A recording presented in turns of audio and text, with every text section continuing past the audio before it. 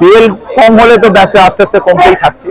তার কারণ হচ্ছে যে এখন তো এই পর্যন্ত পাস ফেল নেই, সেই কারণে সরকারও বই বিনা পয়সায় দিচ্ছে, সেই হিসাবে বইয়ের কেনার সংখ্যাটা কমেছে।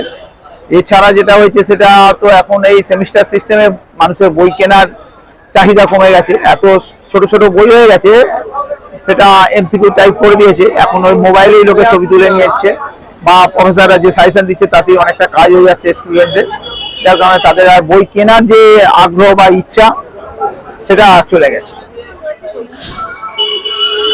ঘুরছে ঘুরছে কাঁপছে, ভয়ে ভয়ে আছে যে মানে একদিন দুদিন 5 দিন বছরের পর বছর একদম তলানিতে চলে যাচ্ছে। শিল্পটাই ক্ষতিকতা, বই শিল্প, বই যে ঐতিহ্য আজকে বিশ্বের কাছে যে এত জনপ্রিয়তা, সেই জনপ্রিয়তার জায়গা থেকে বিন্দুমাত্র সরকার বা আগের সরকার বা আগামী দিনে বিজেপি সরকার কতটা কি করবে সেটা সামনের দিনে বলবে। কিন্তু